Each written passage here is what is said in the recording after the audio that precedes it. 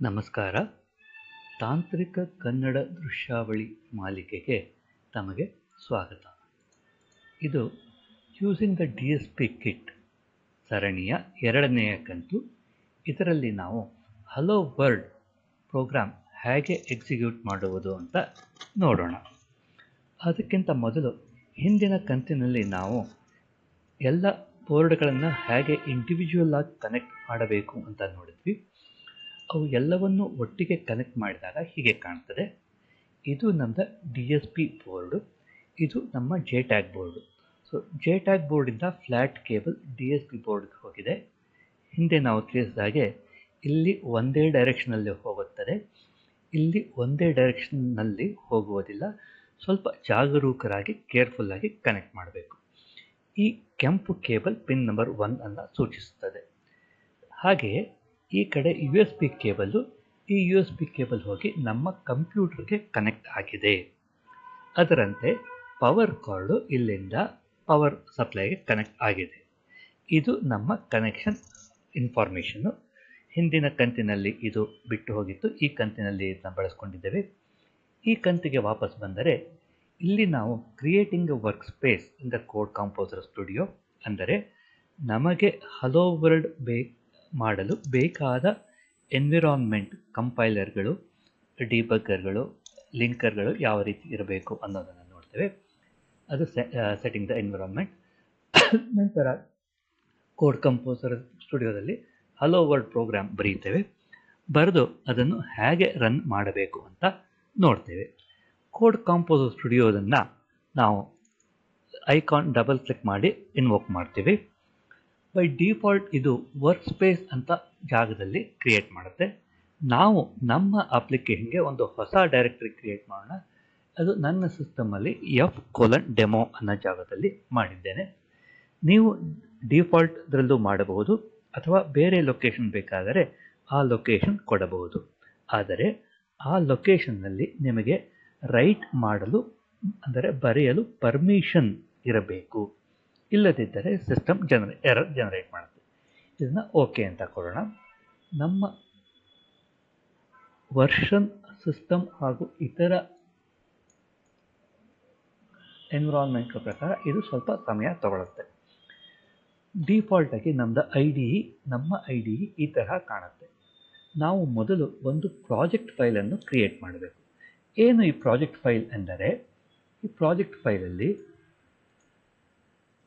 It contains working environment. ನಮಗೆ program run ಮಾಡಲು ಏನೇನು ಬೇಕು ಅನ್ನುವ ವಿಷಯವನ್ನು ಇದರಲ್ಲಿ ಇರುತ್ತದೆ. ಉದಾಹರಣೆಗೆ ಯಾವ ಪ್ರಾಸೆಸರ್ ನಾವು ಬಳಸ್ತಾ ಇದ್ದೇವೆ. ಟೆಕ್ಸಾಸ್ DSP ಬಹಳಷ್ಟು ಬೇರೆ ಬೇರೆ ಪ್ರಾಸೆಸರ್ಗಳಿದೆ. ಇದರಲ್ಲಿ ನಮ್ಮ ಪ್ರಾಸೆಸರ್ ಯಾವುದು, ಯಾವ ಕಂಪೈಲರ್ ವರ್ಷನ್ ಬಳಸ್ತಾ ಇದ್ದೇವೆ, ಹಾಗೂ ಸ್ಟ್ಯಾಕ್ ಮತ್ತು ಹೀಪ್ ಸೈಜ್ ಏನು. ಡಿಫಾಲ್ಟನ್ನು ನಾವು ಬಳಸಬಹುದು. ನಮಗೆ ಬೇಕಾದರೆ ಇದನ್ನು ವೇರಿನೂ ಮಾಡಬಹುದು.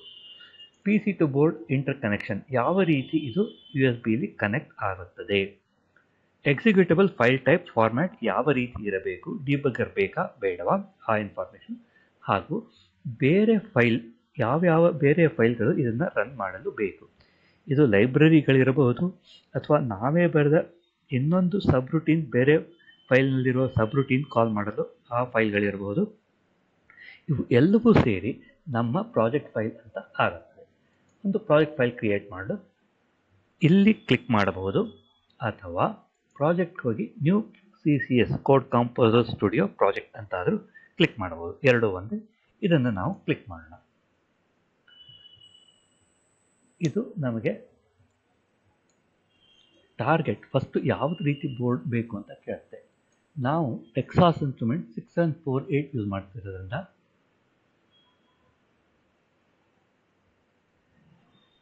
ಏನಿದೆ 674X ಅಂದರೆ 414243 ಯಾವುದೇ ಇರಬಹುದು. 48 ಇದನ್ನು ಕ್ಲಿಕ್ ಮಾಡೋಣ. ನಂತರ ಇಲ್ಲಿ TMS 67320C 6748 ಇದು ನಮ್ಮ ಬೋರ್ಡ್. ಇದನ್ನು ಕ್ಲಿಕ್ ಮಾಡೋಣ. ನೆಕ್ಸ್ಟು ಇದು ಯಾವ ರೀತಿ ಕಮ್ಯುನಿಕೇಟ್ ಆಗುತ್ತದೆ ಅಂತ ಸೆಲೆಕ್ಟ್ ಮಾಡಬೇಕು. ಇಲ್ಲಿ ನಾವು ನಮ್ಮ board Texas instrument TI XDS 100 V3 USB debugger probe, ಇದು ನಮ್ಮದಕ್ಕೆ ಕನೆಕ್ಟ್ ಆಗಿದೆ. ನಿಮ್ಮದು ಬೇರೆ ಇದ್ದರೆ ಅದನ್ನು ಸರಿಯಾಗಿ ಇದು ಮಾಡಿ. ಇದು ಸರಿನೇ, ಹೌದೇ, ಕನೆಕ್ಟ್ ಆಗ್ತಾ ಇದೆಯಾ, ಅದನ್ನು ನಾವು ವೆರಿಫೈ ಅನ್ನೋ ಇದರಲ್ಲಿ ಕ್ಲಿಕ್ ಮಾಡಿದ್ರೆ ಅದು ವೆರಿಫೈ ಮಾಡುತ್ತೆ. ಅದು ಎಲ್ಲ ಆಗಿದೆ. ಈಗ ಎಲ್ಲ ಸರಿ ಇದ್ದರೆ ಕೊನೆಗೆ ಅದು ಸರಿಯಾಗಿದೆ ಅಂತ ಮೆಸೇಜ್ ಬರ್ತದೆ ನಮಗೆ. ರನ್ ಆಗಿದೆ, ಸ್ಕ್ಯಾನ್ ಟೆಸ್ಟ್ ಸಕ್ಸೀಡೆಡ್, ಇದು ಸರಿಯಾಗಿದೆ ಅಂತಂದು, ಅಂದರೆ ನಮ್ಮದು ಕನೆಕ್ಷನ್ ಸರಿಗಿದೆ, ಕಿಟ್ ಸರಿಗಿದೆ ಅಂತಂದು. So finish ಅನ್ನೋಣ.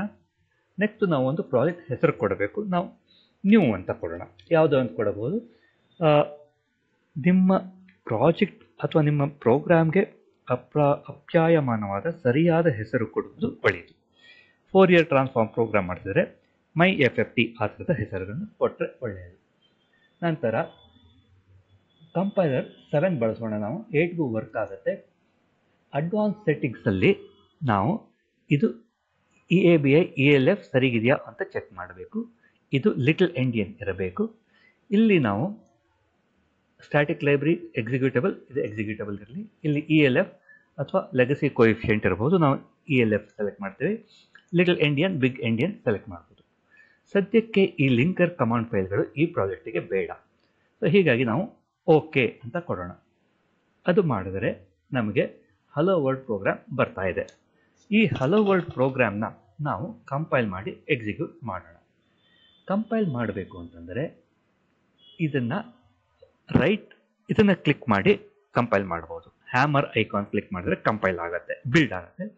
ಅಥವಾ ಇಲ್ಲಿ ನಮ್ಮ ಪ್ರಾಜೆಕ್ಟ್ ಹೆಸರಿನ ಮೇಲೆ ರೈಟ್ ಕ್ಲಿಕ್ ಮಾಡಿ ನಂತರ ಬಿಲ್ಡ್ ಪ್ರಾಜೆಕ್ಟ್ ಇದನ್ನಾದರೂ ಕ್ಲಿಕ್ ಮಾಡ್ಬೋದು. ಅಥವಾ control B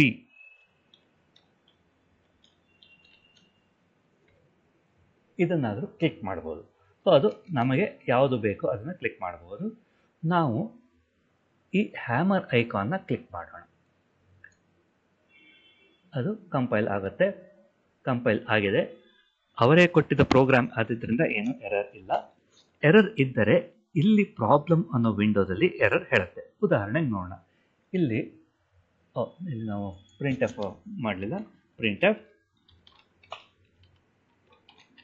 hello TSP world ಅಂತ ಹಾಕೋಣ. /n ಇರಲಿ. ಓಕೆ, ಇಲ್ಲಿ ಸೆಮಿಕೋಲನ್ ಕೊಟ್ಟಿಲ್ಲ. ಸೊ ಹೀಗಾಗಿ ಇದು ಎರರ್ ಹೇಳಬೇಕು. ಹಾಗೆ ನಾವು ಇನ್ಕ್ಲೂಡ್ ಇದಕ್ಕೆ stdio ಬೇಕು. ಇನ್ಕ್ಲೂಡ್ stdio.h ಹಲೋ ವರ್ಲ್ಡ್ ನಾವು ಇಲ್ಲಿ ಸೆಮಿಕೋಲನ್ ಕೊಟ್ಟಿಲ್ಲ, ಎರರ್ ಹೇಳಬೇಕು. ಇದನ್ನು ಕಂಪೈಲ್ ಮಾಡೋಣ. ಕಂಪೈಲ್ ಕೊಟ್ಟಿದ್ದೀನಿ. ಸ್ವಲ್ಪ ಸಮಯ ತಗೋಬಹುದು, ಯಾಕೆಂದರೆ ಮಾಡಿಫೈ ಆಗಿದೆ ಅಂತಂದು. ಇಲ್ಲಿ ಎರರ್ ಹೇಳ್ತಾ ಇದೆ, ಇಲ್ಲೂ ಎರರ್ ಹೇಳ್ತಾ ಇದೆ. ರೆಡ್ ಆರೋ ಮಾರ್ಕ್ ಹಿಯರ್, ಇಲ್ಲಿ ಎರರ್ ಹೇಳ್ತಾ ಇದೆ. ಎಕ್ಸ್ಪೆಕ್ಟೆಡ್ ಕೋಲನ್ ಅಂತ ಹೇಳ್ತಾ ಇದೆ. ಇಲ್ಲಿ target not made because of error, ಅಂದರೆ ಟಾರ್ಗೆಟ್ ಆಗಿಲ್ಲ ಅಂತಂದು. ಎಲ್ಲಿ ಎರರ್ ಇದೆ ಅಂತ ಇಲ್ಲೂ ಹೇಳ್ತಾ ಇದೆ, ಲೈನ್ ನಂಬರ್ 7. ಅಥವಾ ಇಲ್ಲಿ ಹೋದರೆ ಎಕ್ಸ್ಪೆಕ್ಟೆಡ್ ಸೆಮಿಕೋಲನ್, ಇಲ್ಲಿ ಕ್ಲಿಕ್ ಮಾಡಿದ್ರೆ ಆ ಲೈನ್ ನಂಬರ್ಗೆ ಹೋಗುತ್ತೆ. ಇರಲಿ, ನಮ್ಮದು ಇಲ್ಲಿ ಇದ್ರದ್ದು ಸರಿಗಿದೆ. ಸೊ ಸೆಮಿಕೋಲನ್ ಹಾಕೋಣ. ಇದನ್ನು ಕಂಪೈಲ್ ಮಾಡೋಣ. ಮತ್ತೆ ಈ ಸರ್ತಿ ಏನು ಇರಲಿಲ್ಲ, ಸರಿಗಿದೆ. ಈಗ ಇದನ್ನು ರನ್ ಮಾಡಬೇಕು. ರನ್ ಮಾಡಲು ಮೊದಲ ಹಂತ ಅಂದರೆ ಇದನ್ನು ನಾವು ಡೌನ್ಲೋಡ್ ಮಾಡಬೇಕು ಕಿಟ್ಟಲ್ಲಿ. ಈ ಬಗ್ ಐಕಾನ್ ಆದರೂ ಕ್ಲಿಕ್ ಮಾಡ್ಬೋದು, ಅಥವಾ ಡಿಬಗ್ ರನ್ ಆದರೂ ಮಾಡಬಹುದು, ಅಥವಾ F11 ಆದರೂ ಪ್ರೆಸ್ ಮಾಡಬಹುದು. ಯಾವುದೇ ರೀತಿಯಿಂದ ಆದರೂ ಇದು ಡೌನ್ಲೋಡ್ ಆಗ್ತದೆ. ಮೊದಲು ನಾವು ಈ ಬಗ್ ಐಕಾನ್ ಕ್ಲಿಕ್ ಮಾಡೋಣ. ಅದು ಡೌನ್ಲೋಡ್ ಆಗುತ್ತೆ. ಮೊದಲನೇ ಸರ್ತಿ ಇದು ಡೈನಾಮಿಕ್ ಲೈಬ್ರರಿಗಳನ್ನು ಡೌನ್ಲೋಡ್ ಮಾಡೋದರಿಂದ ಇನ್ಕ್ಲೂಡ್ ಮಾಡೋದರಿಂದ ಸ್ವಲ್ಪ ಸಮಯ ತಗೋಬಹುದು. ಇದನ್ನೇ ನಾವು ಇನ್ನೊಂದು ಸರ್ತಿ ರನ್ ಮಾಡಿದ್ರೆ ಸ್ವಲ್ಪ ಬೇಗ ಆಗುತ್ತೆ. ನಮ್ಮ ಸಿಸ್ಟಮ್ ಪ್ರಕಾರ ಸ್ವಲ್ಪ ಟೈಮ್ ತಗೊಳ್ಳುತ್ತೆ. ಈಗ ಆಗಿದೆ. ಹಾಗೆ ನಮ್ಮ ಪ್ರೋಗ್ರಾಮ್ ಕೌಂಟರ್ ಇಲ್ಲಿದೆ. ಅಂದರೆ ಇದು ಬರೀ ಡೌನ್ಲೋಡ್ ಮಾಡಿದೆ, ಎಕ್ಸಿಕ್ಯೂಟ್ ಮಾಡಿಲ್ಲ. ಇದನ್ನು ನಾವು ಎಕ್ಸಿಕ್ಯೂಟ್ ಮಾಡಬೇಕು. ಈಗ ಸದ್ಯಕ್ಕೆ ಇಲ್ಲಿ ನಿಂತಿದೆ ಅಂತ ತೋರಿಸ್ತಾ ಇದೆ ಮೇನಲ್ಲಿ. ಇದನ್ನು ರನ್ ಮಾಡಲು ರನ್ ಅಟ್ ಫುಲ್ ಸ್ಪೀಡ್ ಇದನ್ನು ಈ ಟ್ರ್ಯಾಂಗಲ್ ಐಕಾನ್ ಅಥವಾ F8 ಯಾವುದಾದ್ರೂ ಪ್ರೆಸ್ ಮಾಡಬಹುದು. ನಾವು ಇದು ಟ್ರ್ಯಾಂಗಲ್ ಐಕಾನ್ ಕ್ಲಿಕ್ ಮಾಡೋಣ. ರನ್ ಆಗುತ್ತೆ. ರನ್ ಆಗಿದೆ. ಹಲೋ DSP ವರ್ಲ್ಡ್ ಅಂತ ಬಂದಿದೆ. ಇದು ಫುಲ್ ಸ್ಪೀಡ್ ಎಕ್ಸಿಕ್ಯೂಷನ್. ಸಪೋಸ್ ನಾವು ಸ್ಟೆಪ್ ಬೈ ಸ್ಟೆಪ್ ಬೇಕು ಅಂತಂದರೆ ಹೇಗೆ ನೋಡೋಣ. ಅದನ್ನ ಮತ್ತೆ ಇದನ್ನ ಕಿಟ್ಗೆ ಡೌನ್ಲೋಡ್ ಮಾಡೋಣ. ಇದು ಇಲ್ಲದೇನೂ ಮಾಡಬಹುದು, ಹೀಗೂ ಮಾಡಬಹುದು. ಈಗ ಈ ಟ್ರಯಾಂಗಲ್ ಐಕಾನ್, ರಿಸ್ಯೂಮ್ ಐಕಾನ್ ಕೊಟ್ಟರೆ ಫುಲ್ ಸ್ಪೀಡಲ್ಲಿ ಆಗುತ್ತೆ. ಈ 3 ಐಕಾನ್ಗಳು ಇಲ್ಲಿ ಸಿಂಗಲ್ ಸ್ಟೆಪ್ಗೆ ಬಳಸಲಾಗುತ್ತದೆ. ಇದು ಸ್ಟೆಪ್ ಇಂಟು ಅಂದರೆ ಪ್ರೋಗ್ರಾಮ್ ಒಳಗಡೆ ಹೋಗುತ್ತದೆ. ಇದು ಸ್ಟೆಪ್ ಓವರ್ ಅಂದರೆ ಒಂದು ಫಂಕ್ಷನನ್ನು ಕಂಪ್ಲೀಟ್ ಮಾಡಿ ಮುಂದಿನ ಲೈನಿಗೆ ಬರ್ತದೆ. ಇದು ಒಂದು ಫಂಕ್ಷನಿಂದ ಆಚೆ ಬರುತ್ತೆ. ಇದನ್ನು ನೋಡೋಣ. ಇದು ಬೇಡ, ಫುಲ್ ಸ್ಪೀಡ್ ಬೇಡ, ನಾವು ಮೇನ್ ಒಳಗೆ ಹೋಗಬೇಕು. ಹೀಗಾಗಿ ಇದನ್ನು ಪ್ರೆಸ್ ಮಾಡಿ ಸ್ಟೆಪ್ ಇಂಟು.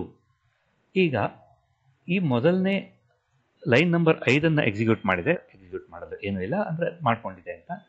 ಲೈನ್ ನಂಬರ್ 6 ನಿಂತಿದೆ ಇದು print F.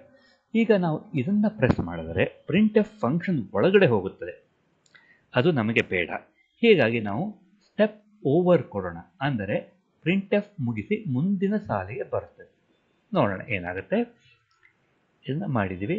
Hello D S P word ಬಂದಿದೆ, ಅಂದರೆ ಈ ಲೈನನ್ನು ಎಕ್ಸಿಕ್ಯೂಟ್ ಮಾಡಿ ಮುಂದಿನ ಸಾಲಿಗೆ ಬಂದಿದೆ. ನಮಗೆ ಬೇಕಾದರೆ ಇಲ್ಲಿಂದ ಸಿಂಗಲ್ ಸ್ಟೆಪ್ಪೋ ಅಥವಾ ಫುಲ್ ಸ್ಪೀಡೋ ಯಾವುದಾದ್ರೂ ಬಳಸ್ಬೋದು, ಅಥವಾ ಯಾವುದೂ ಬೇಡ, ಎಷ್ಟೇ ಸಾಕು ಸರಿಗಿದೆ ಅನ್ನೋ ಹಾಗಿದ್ರೆ ಸ್ಟಾಪ್ ಪ್ರೋಗ್ರಾಮ್ ಐಕಾನ್ ಕೂಡ ಪ್ರೆಸ್ ಮಾಡಿ ನಿಲ್ಲಿಸಬಹುದು. ಇದು ಸ್ಟಾಪ್ ಪ್ರೋಗ್ರಾಮ್ ನಿಂತಿದೆ. ಸೊ ಇದು ನಮ್ಮ ಸಿಂಪಲ್ ಹಲೋ ವರ್ಲ್ಡ್ ಪ್ರೋಗ್ರಾಮ್. ಏನೇನು ಮಾಡಿದ್ವಿ ಇದರಲ್ಲಿ ನಾವು ಸಮ್ಮರಿ, ವರ್ಕ್ ಸ್ಪೇಸ್ ಹೇಗೆ ಕ್ರಿಯೇಟ್ ಮಾಡೋದು ನೋಡಿದ್ವಿ. ಸೆಟ್ಟಿಂಗ್ ದ ಎನ್ವಿರಾನ್ಮೆಂಟ್ ಅಂದರೆ ನಮ್ಮ ಬೋರ್ಡು, ಕಂಪೈಲರು, ಬೇರೆ ಇನ್ಫಾರ್ಮೇಷನ್ ಹೇಗೆ ಸೆಟ್ ಮಾಡೋದು ಅಂತ ನೋಡಿದ್ವಿ. ಪ್ರೋಗ್ರಾಮ್ನ ಬರೆದು ಹೇಗೆ ಕಂಪೈಲ್ ಮಾಡಬೇಕು ಅಂತ ನೋಡಿದ್ವಿ. ಹಾಗೂ running the program full speed ಮತ್ತು ಸಿಂಗಲ್ ಸ್ಟೆಪ್ ಎರಡೂದರದ್ದು ಹೇಗೆ ಮಾಡೋದು ಅಂತ ನೋಡಿದ್ವಿ. ಮುಂದಿನ ಕಂತಿನಲ್ಲಿ ನಾವು ಕನ್ವಲ್ಯೂಷನ್ ಬರೆದು ಒಂದು ಪ್ಲಾಟ್ ಮಾಡುವುದು ಹೇಗೆ ಅಂತ ನೋಡೋಣ. ಧನ್ಯವಾದಗಳು.